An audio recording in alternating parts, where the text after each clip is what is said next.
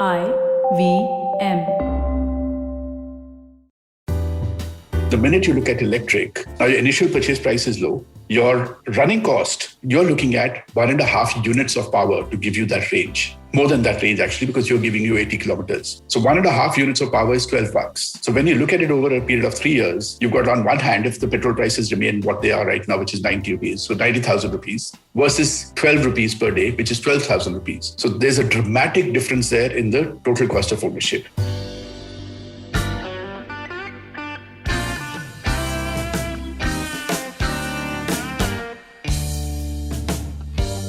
Hello and welcome to the Filter Coffee Podcast. My guest today is Naveen Munjal, Managing Director of Hero Electric Vehicles and the Hero Eco Group. Over the last 2 decades, Naveen has been one of the biggest evangelists of electric mobility in India, way before talking about it was cool. Not just for the Hero Group, but also as a nation, whether it is helping governments understand the dynamics of it, breaking consumer myths, or more importantly, making the ecosystem of dealers and mechanics think electric. Naveen believes in bringing the entry barrier down for all, even if it means making things easier for his own competition in the short term. I want to talk to him about his dream of leaving a better world behind for future generations and how far he feels we as a country are from mass adoption for electric vehicles. And more importantly, what about some of the questions in the consumer's mind about the practicality of an electric two-wheeler in India? Are these real challenges or myths that need to be busted?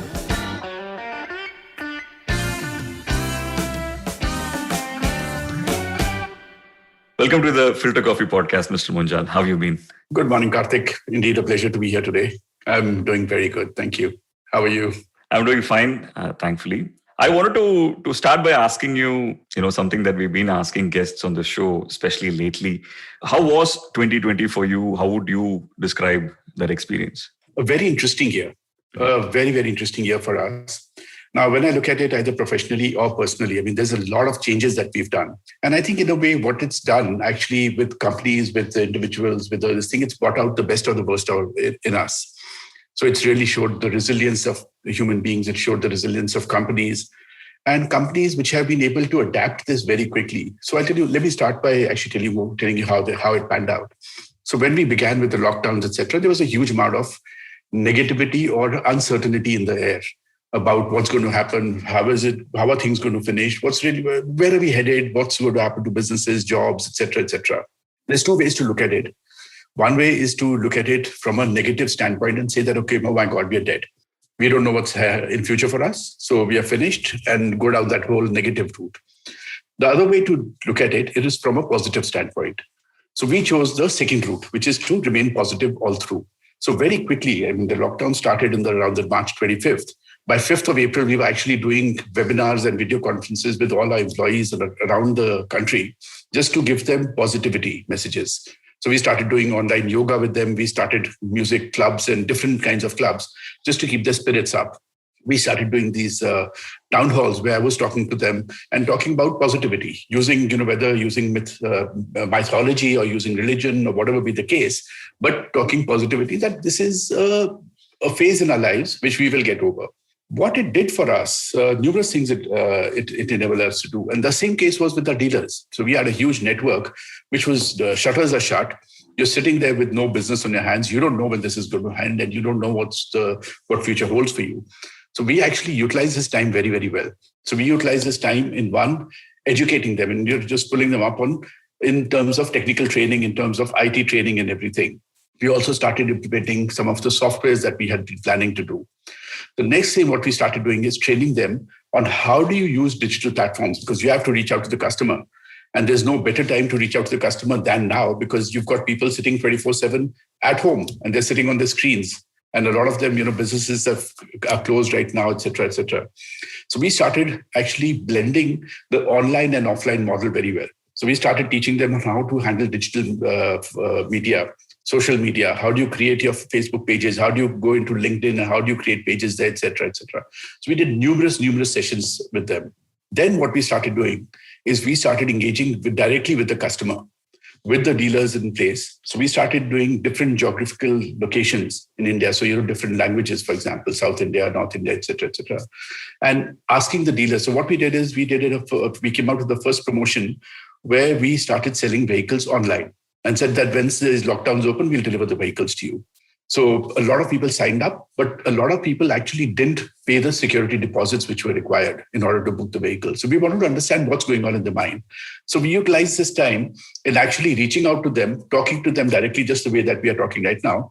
But the difference was there was a few hundred people on the other side from different parts of the country, different parts of geography and different stratas of society, and asking us questions on e-mobility. So this was like a podcast we were doing. But the difference was that it was a two-way flow. So we were actually, our team was all answering questions to them. We learned a lot of things there. So one of the factors that we learned there was that people are somewhat aware of electric mobility. It's not penetrated that deeply, but are not fully aware of it. And if they have not experienced this vehicle, how do they buy such an expensive vehicle without actually trying it out? So we said, fine, let the lockdowns open. When we can deliver the vehicles to you, we will give you a 3-day return policy. You try out the vehicles. Should you not like it, should the experience be not up to par, you return the vehicles back to us there's no depreciation, there's nothing of that sort here. Out of the few tens of thousands of vehicles that we've sold down that route, only about 5-6 of them came back for replacement of higher power or lower power or different things. So nothing really came back. This was a kind of a gamble that we took at that point. The team remained positive all through. The network is very happy because now what we've got is a blended network of online and offline. The network is doing their own social media, etc. We've been able to make the two meet together. And we were already, so when things opened up, we were already hitting the ground running. So it wasn't for us to restart and then say, okay, now let's come back and let's start deciding what to do. We were already doing that when the lockdown was there. Right. The teams were motivated, highly motivated, and they remain so.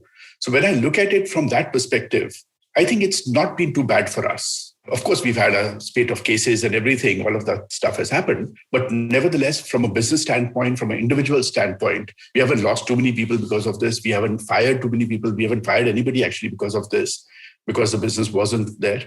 And we have grown in terms of business over the previous year in spite of the issues that were there. So first quarter completely wash out, second quarter a slow start, slow recovery, etc. And even now, some parts of country are just beginning to recover. Yes. But in spite of all of that, we are beating our record for the last year's numbers. So we have grown over last year.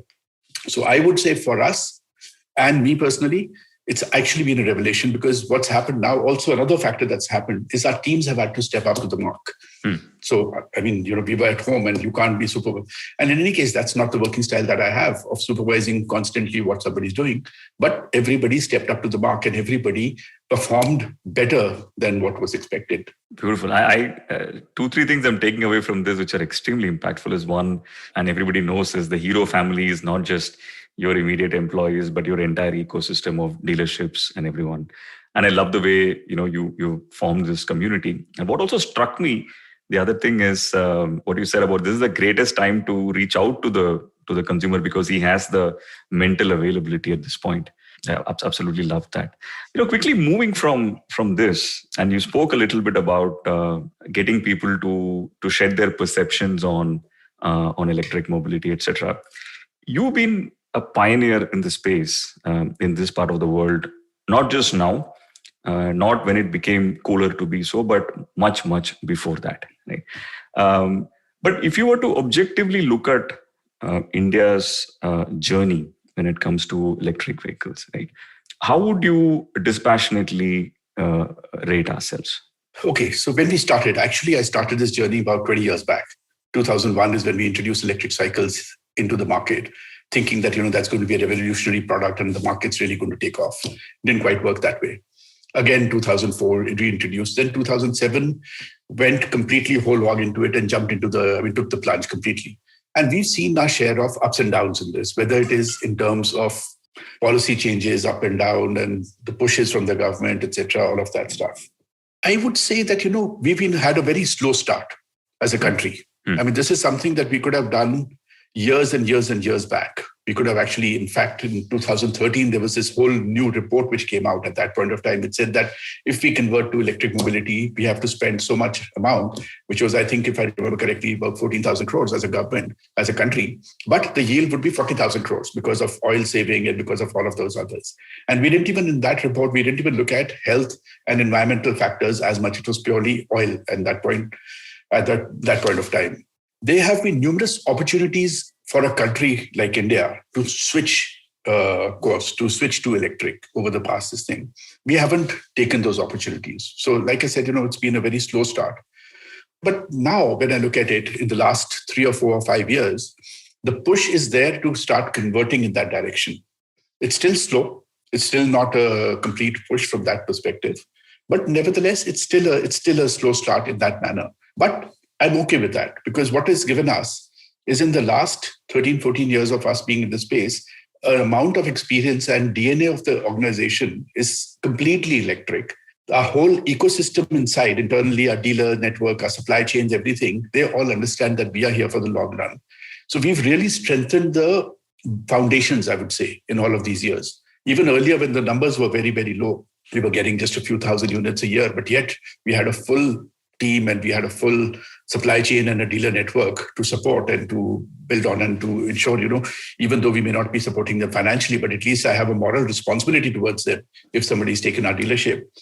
So we kept on pushing, and even at that point of time, we kept on keeping the network positive. We kept on pushing in the right direction. So we never lost hope because we knew and our network believed in us. So they knew that at some point of time, it's a matter of time when the market's going to begin converting.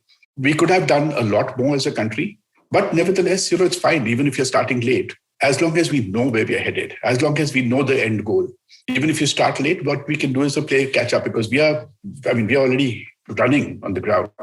This year, just to give you an example, we are looking at doubling over previous year, so next year. So 21-22, we're looking at over more than a double number than what we did in 2021, which was a higher number than 2019-20, which was much higher than the previous year. So year on year, we are seeing that kind of growth already happening. And there are numerous factors for that. There are some internal factors and there are some external factors. Battery prices dropping, awareness getting created, emission becoming a very important part of the climate change, becoming very important, air quality becoming very important to customers, social distancing norms, etc. So some of these factors they've just come our way, but some of them have been to do with policies pushing in this direction and getting away from oil dependency, getting away from that kind of thing. So I have no complaints as such. It's creating a new category, disrupting a market is never easy. We understand that. We understand that part of it. And we will always hit, rocks and boulders and everything else that comes your way along the way.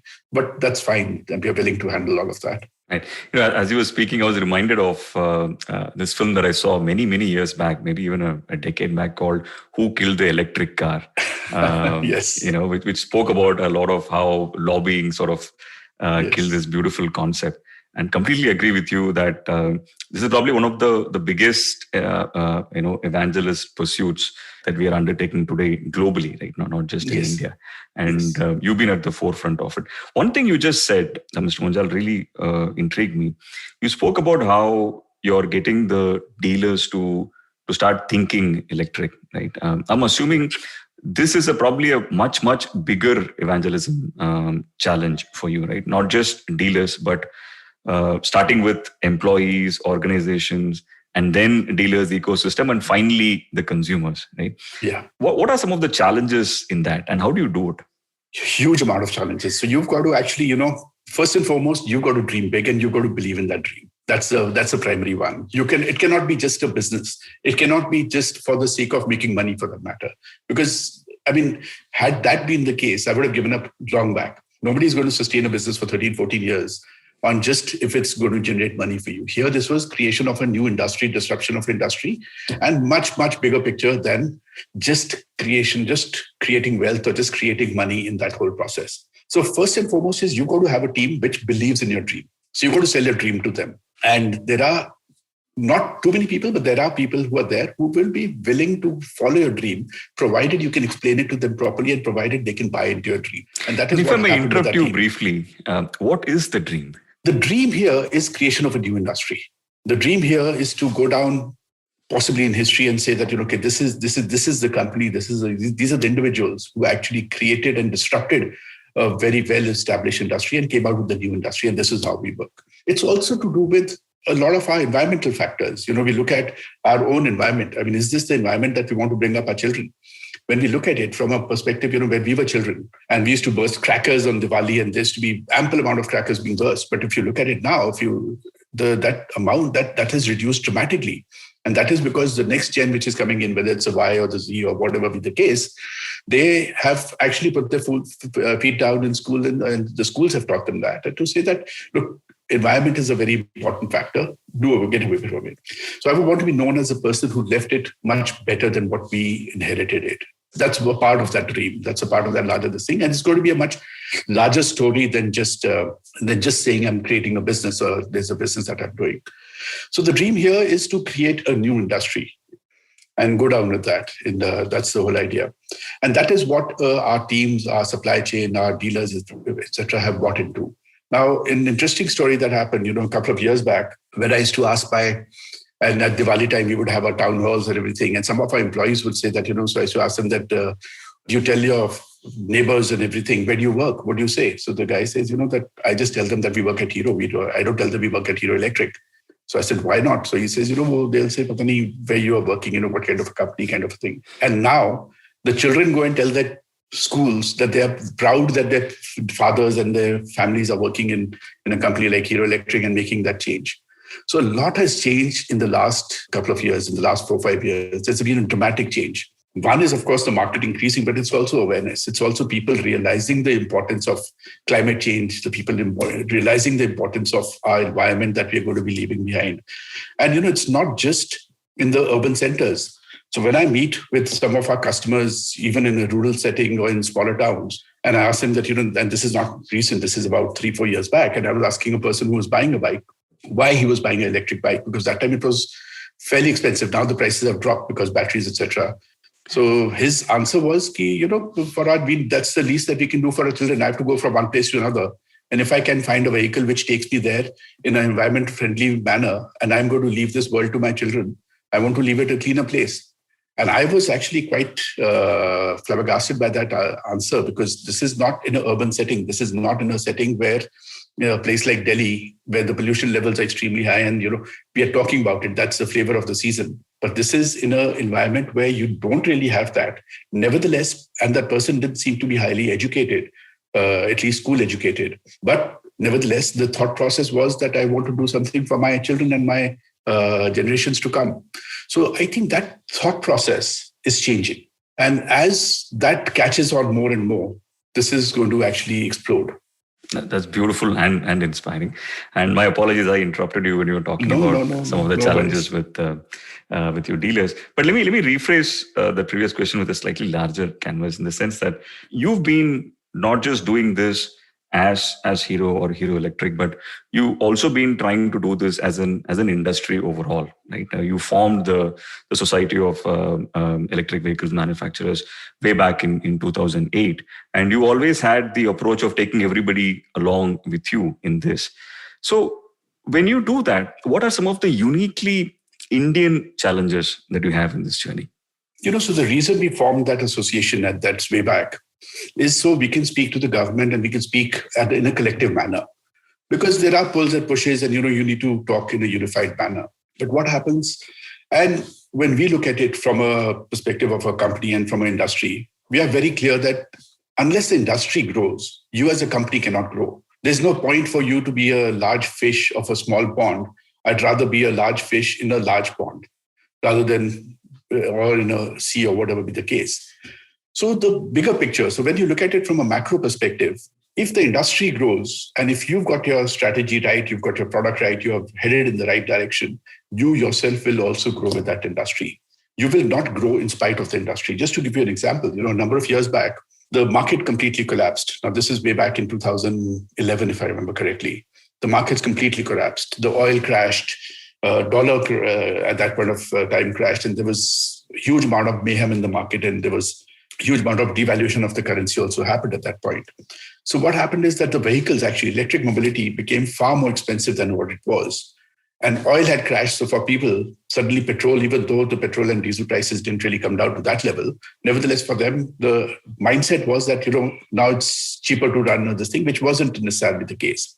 Now, a lot of our competition at that point of time actually started shutting shop. They started pulling out of the dealer network. And we were very clear. We kept on pleading with them that don't do that, because this is a temporary glitch. It's not something which is going to be permanent. There is a crash which has happened in the market, and markets bounce back. The markets are resilient. We are a resilient race in that manner.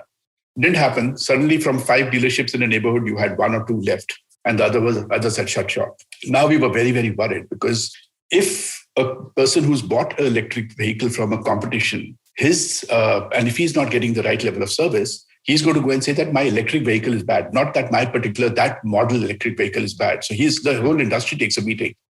So what we actually started doing at that point is we supplied competition spare parts to our dealers, that you fix those vehicles also, just to make sure that the industry keeps on running. We cannot have the industry collapse, because our strategy is a much bigger strategy than this whole blimp that we've got at this point of time. 2-3 things happened in the process. One, of course, the customers got confidence and their vehicles kept on running. But the second was also the dealers got additional revenue, because the market was so small at that point and the market had crashed so badly, for them it was additional revenue. It kept them going. So there were a lot of fall-by effects also which came into the picture. So when we look at it that the whole industry is going to grow. With the growth of the industry, we also will grow. So when I talk in a lot of these webinars and a lot of these seminars, etc., I speak on behalf of the industry, even though I may be representing my company in there, because it's imperative for the industry to grow, and then everybody else will grow in that. The problems that happen in India is we do have that, to an extent, we do have that lobster effect. So that is a bit of a challenge, but then nevertheless, you have to deal with challenges in any business or any country or anything that you're trying to do. Right. And inertia seems to be a much, much bigger problem with the Indian consumer than anywhere else, isn't it? And just, going a little deeper into exactly that point, there are a lot of probably misconceptions or probably, valid concerns around this, right? Especially in the minds of the Indian consumer, right? In terms of, they feel it is very expensive, though you often talked about the overall cost of ownership of it, and not just the price at which you buy the vehicle. And then there are questions about charging stations. Will I be able to charge? The resale value of it, and a performance and everything else, right? What are in your journey some of the biggest myths that need to be broken in this space? Okay, so I'm glad you've asked me this question. Number of points on this actually. So that was historically the case, where these vehicles were far more expensive than the counterparts. Even now, when you look at the same power, an electric vehicle will be more expensive than an IC engine vehicle. And that's not just true for two-wheelers, it's across the whole platform, simply because what you're doing is you're actually buying your vehicle and your energy on day one. So the story is that of a shampoo, when you're buying a 500 milliliter bottle shampoo right now, and that's going to cost you an X amount, versus when you're buying a smaller sachets on a regular basis, and that's going to cost you an X amount or more than an X over a period of time. So what you're doing is you're buying your energy and you're buying that vehicle on day one. Over the last number of years, the battery prices have dropped dramatically. The performance has increased.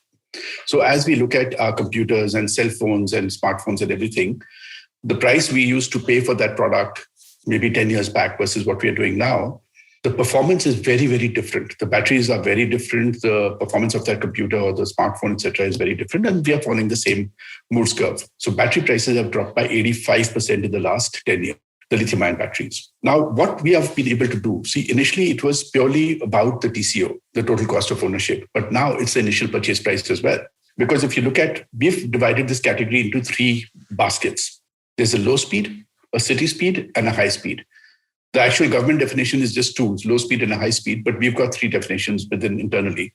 City speed is a vehicle which goes about 45 kilometers an hour and will give you a range of anything from 80 kilometers to 200 kilometers, depending on what you're looking at and how much of a user you are and what batteries you look at.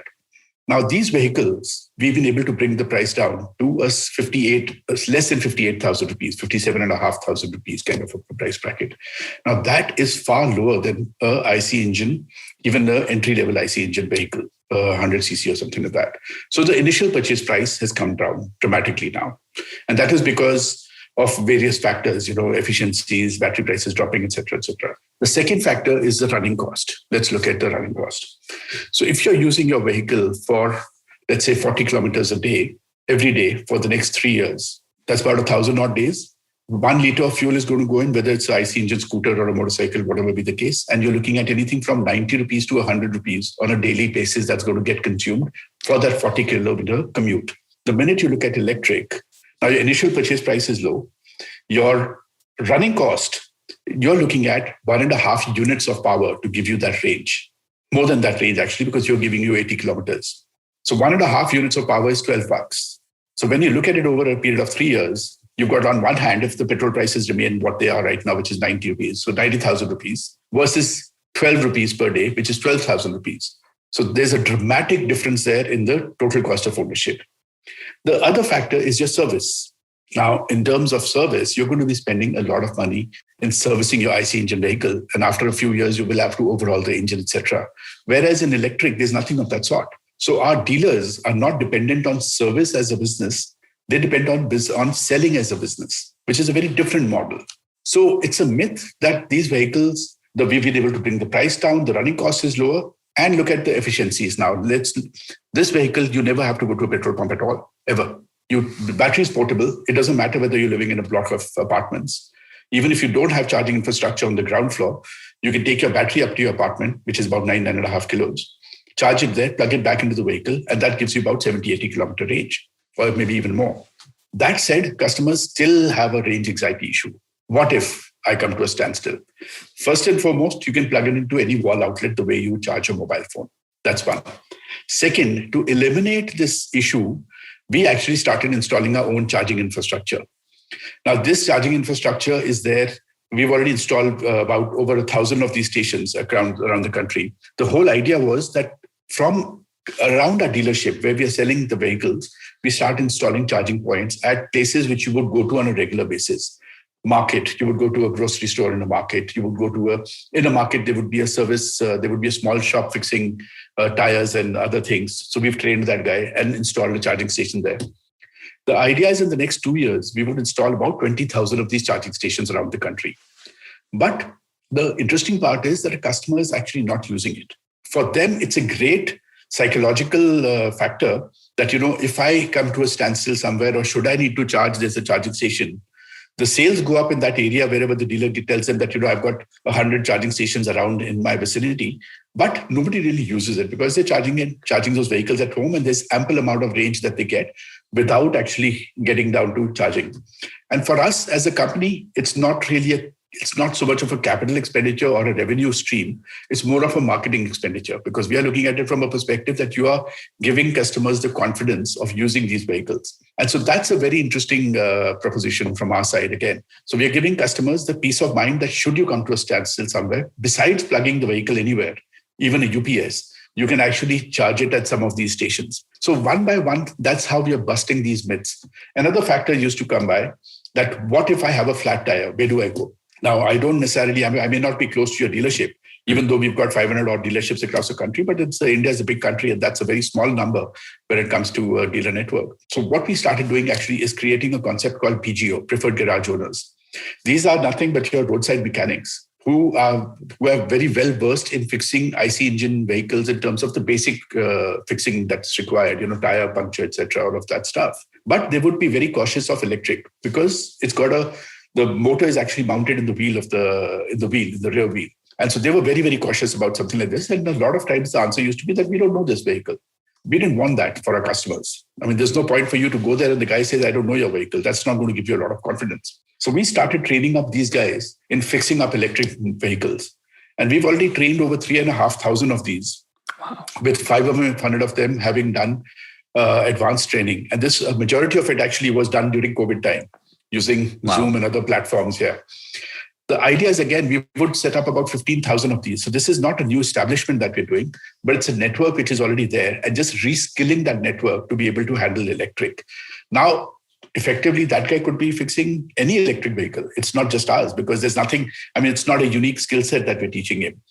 So even if he's fixing other electric vehicles, it's a creation of another revenue stream for him.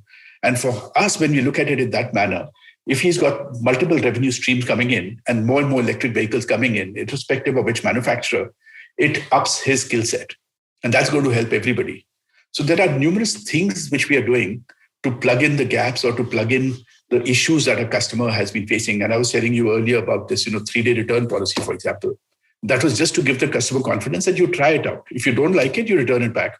But majority, I would say 99.99% of the customers who actually ride an electric vehicle never return it back because the experience is far superior to that of any other vehicle. It's silent, vibration-free, noise-free, no pollution, easy to start, no clutch, nothing of that sort, no gears. You just get on, start, run, and come back with it. That's it. Beautiful. Yeah. And I love how you're overall bringing down the entry barrier, not just for you, but the entire industry per se. And as someone who owns a 500cc bike, I can visualize the sheer delight of not ever having to go to a bike for maintenance. But mostly, I love the math that you said at the beginning, which is it's almost the cost of initial ownership. It's paid for by itself in the first year or second year of how much you save in fuel, right? So it's an absolute no-brainer from a cost perspective, isn't it? I want to slightly move, Mr. Munjal, this discussion to something you mentioned a lot in this previous answer, which is the battery, right?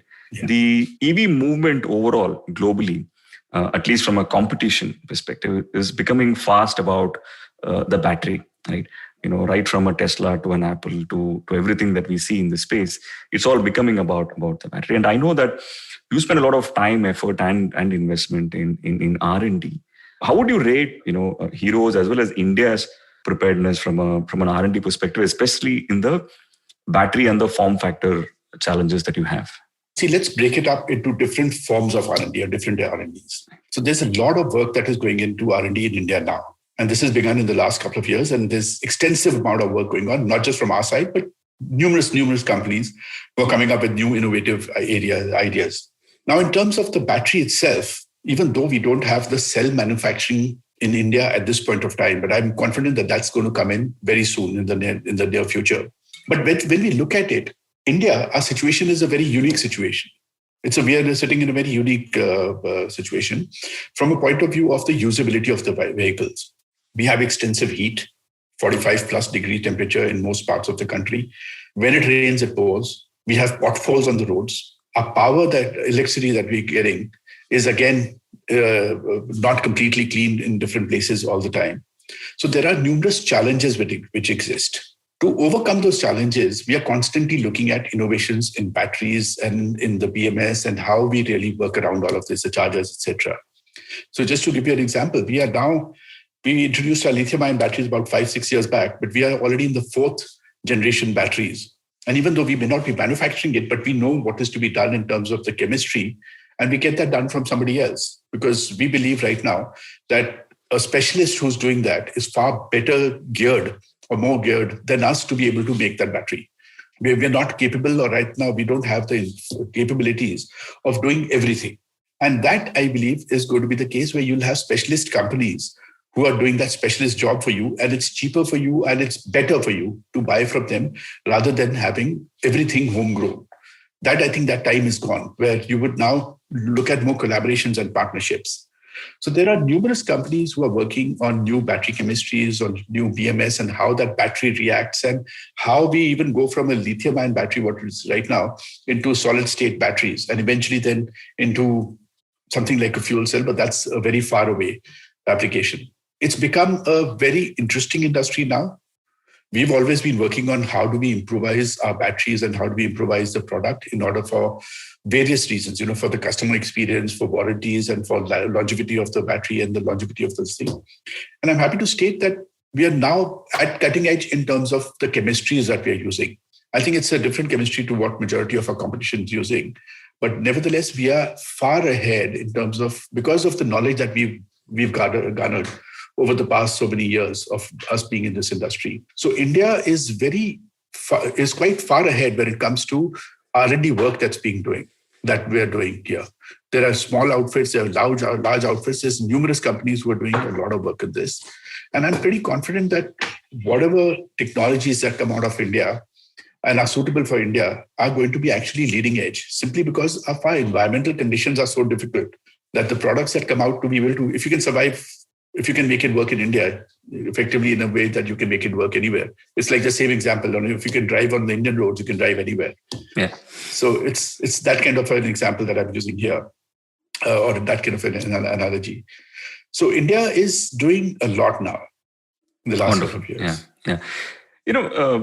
We spoke about consumer challenges and some of the myths that we were talking about. One of the other areas is also in terms of design, right? And for the longest time, for whatever reason, electric vehicles that came out of India were not necessarily the prettiest or the most attractive ones, right? But I see a big change in that happening. If I were to look at A2B itself, your line in that, you almost, I think in your communication is that we don't build electric cycles, we sculpt them, right? Yeah. And that's been sort of a design philosophy across the board. What drives your views on design, and talk to us a little bit about how important you think that is? Very important. Design is very, very, very important when it comes to it's got to be optimal for the customer, what they're looking at. So design is extremely important because that's the first feature that the customer looks at, whether I'm attracted to the design or not. If the customer is not attracted to the design, he's not going to test it out no matter how good the product is to ride. So first and foremost, you've got to bridge that gap of actually having a good, acceptable design. It may not be a perfect design, but it's an acceptable design where the customer is actually, or the consumer is willing to try it out. That's the primary one. The second factor is that the product itself has to perform flawlessly. It's got to be an outstanding product, because what you're competing against is a very well-established 100-year-old industry, which is very, very well entrenched. So you're trying to give a better experience than what the person would get from there. And the next factor is your reliability and your cost factors. So the product has got to be reliable, and it's got to be at an efficient, it's got to be, may not be the cheapest product, but it's got to be a very value sensitive product. So it's got to give you a good quality product at a certain value. Now, India, again, is unique in those concepts, because here we are expecting the electric vehicle to be cheaper than a counterpart IC engine vehicle. When you look at, for example, even our other ranges that we do internationally, the products are far more expensive than an IC engine vehicle. I mean, the performance may be far lower, but yet they are far more expensive simply because of the design elements that we use and the technology that we use in the vehicle. India is a bit unique in that manner, where the design's got to be good, the performance has to be top-notch, the warranties have to be excellent. We are giving now a 5-year warranty on our vehicles, and the pricing has got to be very, very lucrative. To blend all of those together is something that has been a very tough one, or a very interesting one for a country like India. We can't just plaster, we can't just pick up what we've got internationally and just plonk them here and say that, this is going to work because it's working so well internationally. We have our own unique experiences. We have our own unique challenges. And those we have to overcome by having a blend of all of these things together, and at a price which is acceptable to the consumer. Thank you. I want to move briefly to Naveen, the person. I think photography is an area of great passion for you. You don't really talk about it much, but I've seen some of your images in the public domain, and they're quite honestly stunning. Talk to me about a little bit about this journey of photography and what that means to you. It is a passion for me. Photography is a passion for me, as I have actually quite a few passions that way. I love adventure sports as well, diving, etc. But let me talk about photography. So photography, when I look at it, it's not just a hobby, it's way beyond a hobby. Because what I've come to realize over a period of time is that the kind of work that we are in, is a very stressful job. It's actually very stressful work to actually be able to convert, to be able to get your product in. And you have all these challenges. There's a huge amount of challenges that you face from a consumer standpoint, from competition standpoint, from industry, everything. So it's not easy in doing what you're doing. So it's very, very important for you, I believe, to have a distraction or a passion which is away from your work. For me, that's photography. So photography for me is a process, is kind of meditative. And I love street photography. So actually, when I'm traveling, I've always got a camera strung across my shoulder. And I never step out of the hotel or wherever I'm going. Even if I'm going for meetings, a lot of times I've got a camera strung across my shoulder. So I've had numerous interesting experiences with that. One of them was I was in Netherlands and I was meeting with these bankers. And I was dressed kind of casually, semi-casually. So I was wearing my denims and I was wearing a jacket, but this thing, and meeting bankers, and they, dressed very formally. And I had a camera strung across. So when I walked into the room, my idea was that when we break for lunch, I'm going to go out and take pictures. I'm just going to walk around because I'll have that half an hour, 45 minutes during that lunchtime to go and take some pictures. And so I walk in and the guy goes, "Oh, I didn't realize we have a photography session today." I said, "We do now." So for me, it's a great icebreaker in a lot of cases. This was an exceptional one. The second is that it's kind of meditative process for me. So whenever I am highly stressed, whenever I am highly under a lot of pressure, the best thing that I do is actually start processing my pictures. Because that's the time when I really go into a different world altogether. Because no matter what, even if I sit and I try and sleep or meditate or etc., your mind keeps on going back to work. But when I find this, when I've got my pictures in front and I'm processing them, I'm editing them, then all I'm focused on is that picture and that moment. So it takes me away from what the stresses of my life or what my stresses of my work were and brings me into a different world altogether. The other form, I was having a chat with somebody earlier and we were talking about spirituality and meditation. And my form of photography is the street photography. That's what I enjoy most. So I enjoy actually interacting with people, even though a lot of it is unsaid or unspoken, but nevertheless, there is a interaction, there's a song and dance kind of a thing between the subject and between what I'm trying to do. In some cases, the people do come to know that I'm taking the pictures. In some cases, very seldomly, they don't really know that I'm taking the pictures. In a lot of cases, I actually, once I've taken the picture, I show the pictures to them and tell them that, I'll be more than happy to send you the pictures. And I do send them later. It's not just for the sake of saying it at that point of time. So I've made great friends that way. But that moment when I'm taking that picture, when I'm behind and I'm focusing on that particular moment, and a lot of times I try and focus on relationships and expressions. So I've got to have a human element in there to bring that level of relationship into the picture. So I was having this whole chat about spirituality, and I said eventually the chat became a little bit more interesting.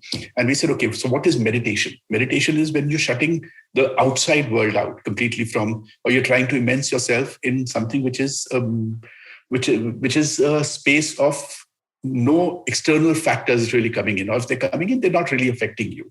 And so we said, okay, now when I'm taking a picture at that moment of time, is that meditation where I'm completely engrossed in that subject or that person or that moment and nothing else matters. I mean, I've stood in the middle of a road trying to get that right picture without worrying about what's happening to the traffic around me.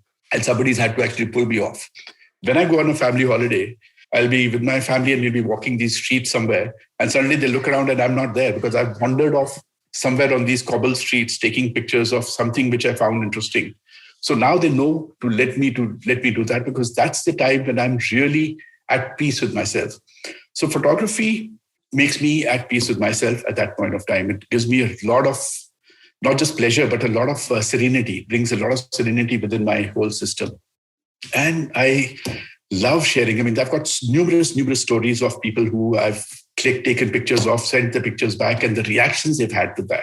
Just too many stories around that. I've made great friends with that.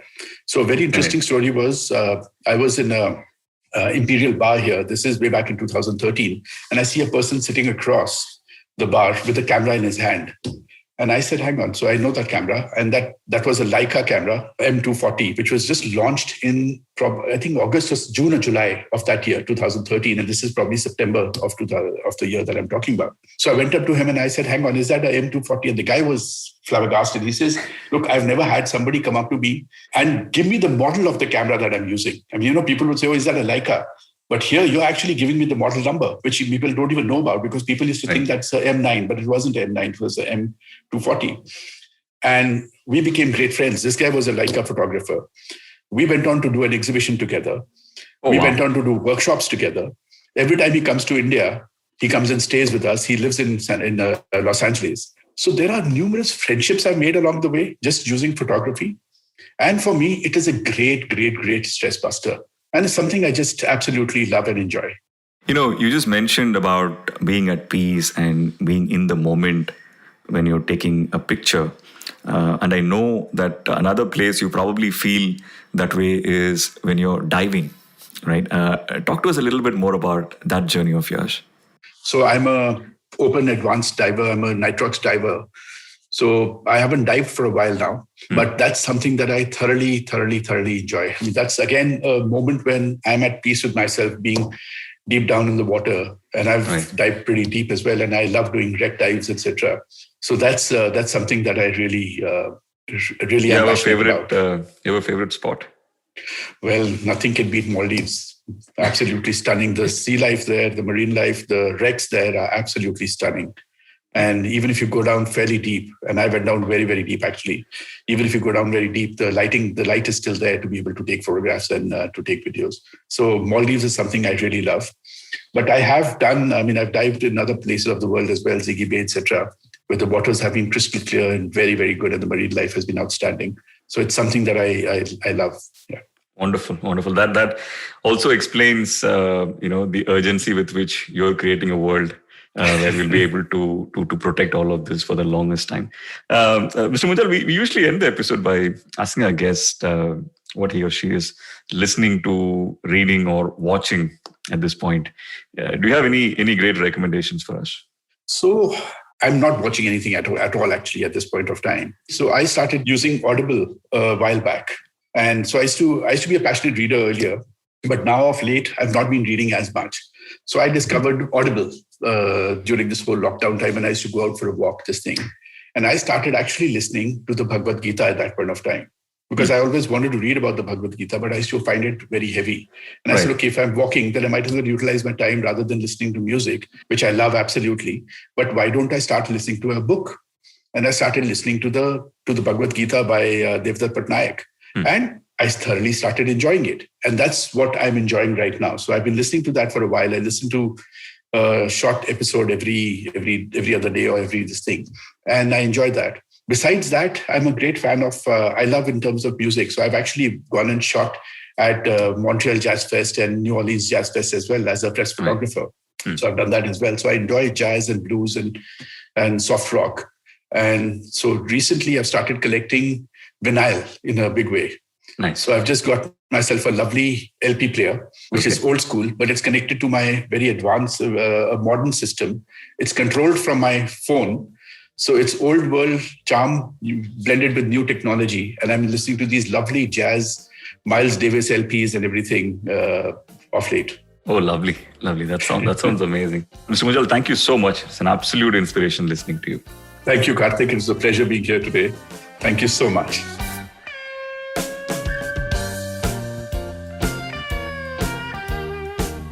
If you like this podcast, don't forget to check out other interesting podcasts on the IVM network. You can listen to us on the IVM Podcast app or ivmpodcasts.com. You can also follow us on our social media. We are at IVM Podcasts on Twitter and Instagram.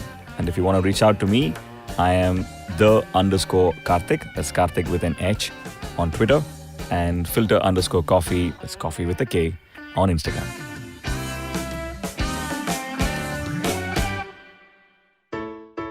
I hope you enjoyed that show. If you aren't following us on social media, please do. We're IVM Podcasts on Twitter, Facebook, and Instagram. Would like to thank the sponsors on the network this week, CED. We really do appreciate your support. We have a new show on the network. It's called The Fighting Goat. And if you love fighting sports, tune in every Wednesday with hosts Arjun and Somesh. They also featured, by the way, on Cyrus Says this week, where the three fitness freaks bonded over their love for TV sports and sports in general. Tune in to This Round Is On Me, where Gauri celebrated her 25th anniversary with Kavita Rajwade, who is my co-founder at the IVM Podcast Network. They give us details about how this show was curated, and they talk about podcasts in general. On The Habit Coach, Ashton highlighted our addiction to screens, how we are glued to either a big laptop screen or a small mobile screen all day. He shared some tips on how to rectify this unhealthy lifestyle. On All Things Policy, Anirudh Kanisetti spoke to Pratik Vakre and Rohan Sheth about the new internet guidelines that were issued by the Government of India recently and their impact on content creators and platforms.